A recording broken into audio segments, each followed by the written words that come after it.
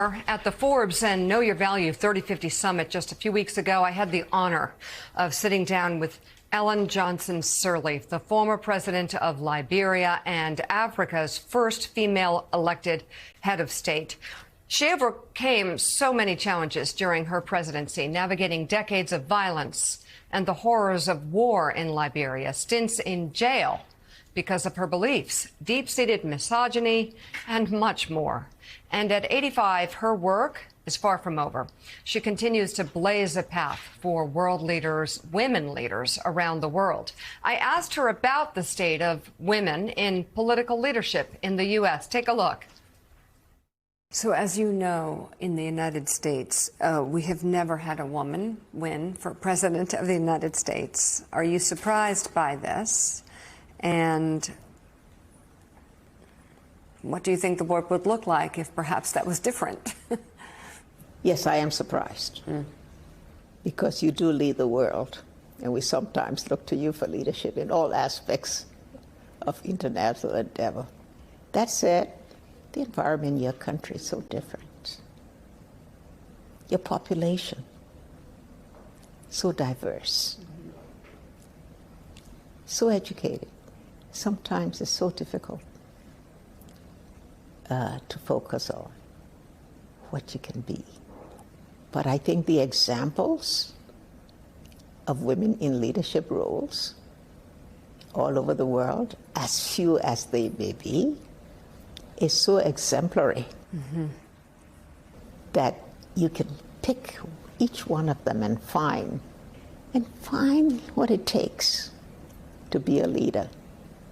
You know, not only the competence and the courage and the character, but also the ability to be different, to be sensitive to humankind, to be able to one that support consultation, compromise, those things that reduce the tension and minimize the chances of conflict.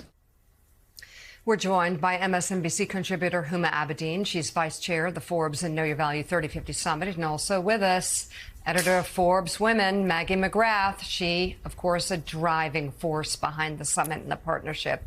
Huma, I'll start with you. I mean, former President Sirleaf's remarks and her contribution at the summit was amazing. If you could talk a little bit more about what she says about bringing women leaders to the table and the impact she's still having in the world. You know, Mika, she singularly exemplifies why we need more women leaders, particularly heads of government, and I would put this country at the top of that list. When we sat down and talked about who we wanted to honor with the Lifetime Achievement Award, who you wanted to have an iconic conversation with, there was only one person we targeted, and it was Ellen Johnson Sirleaf. For this reason, we're talking about coming together, celebrating International Women's Day during a time of conflicts raging throughout the world, Ukraine, Israel, and Palestine, and in Africa. And how do we address these conflicts without having conversations about the role women can play in peaceful negotiations? We're still at a time when women's participation is low. And she is an example of success. She talked about compromise and empathy and coming together, reducing tension, getting to the root cause of these conflicts, and focusing on education. And when you look at recent peace negotiations, for example, in Libya and Yemen, in these conversations, 0% of the people at the table have been women. In Afghanistan, it was 10%. And in Liberia, 20% of the conversations have been included women participating. And that's a direct line to her leadership. So important to remind the world of who she is and why we need more women like her. Yeah, especially with this cross-cultural audience, I think, you know, depending on the background and the culture each woman came from, I mean, they were captivated for many different reasons. Maggie, your reflections. Yes, I think President Sirleaf really told our audience what they needed to hear at this moment in time. We have more than 400 women who are themselves change makers and leaders, and they have power and influence. But like anyone else, they experience doubt and setbacks and their own challenges. And to see the shining example of President Sirleaf, I think the importance cannot be understated. And I spoke with many attendees after the fact who said that they feel more energized and recommitted to their own missions and their work work after hearing from her. And I think, Mika, that is exactly what you, Huma, and I hope for this event, that everyone comes away recommitted to the work that they're pursuing. Yeah. I also asked her about her take on America's upcoming presidential election. Look at this.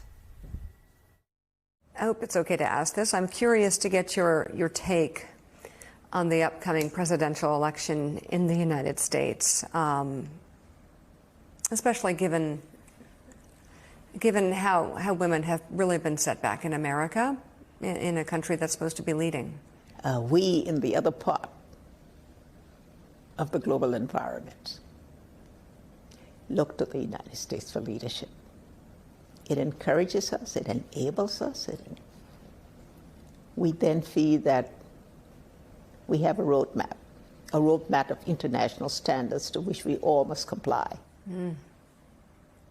And sometimes the pilot is missing. I get what you're saying. We don't have those kinds of constraining rules anyway in most of our countries. And you had addressed them in some of your laws, like Roe versus Wade. You had addressed them. For 50 years. So positively. And all of a sudden to see that that's gone away. We look at some of the professional research that say it will take 130 years to get full gender equity. Well, I don't accept that. And I don't think the women of the United States should accept that. I think we're ahead of you in Africa. We've elected democratically a first woman president. But there is progress. I look at the young women in your Congress. And I look at even your Supreme Court. You still have the presence and the voice of women there also. And I think that's encouraging. Very positive. But Maggie, we also heard her say it sometimes feels, when it comes to the U.S., like the pilot is missing. Yikes. She really, I think, had a clear view of the problem, but still stayed positive.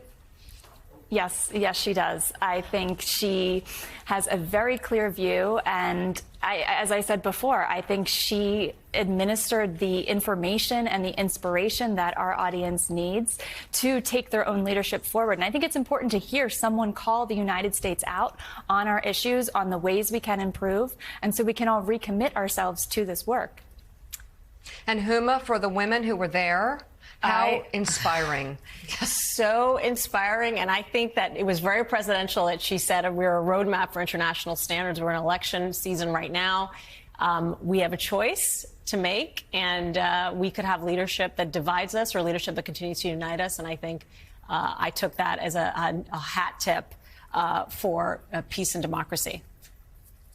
Huma Abedin, Maggie McGrath, as always, thank you so much. And you can see my extended sit-down interview with former President Sirleaf at knowyourvalue.com. And you can also head to Forbes.com to nominate a woman that you know, or perhaps know your own value and nominate yourself for the next 50 over 50 list. It's time. Thanks, guys.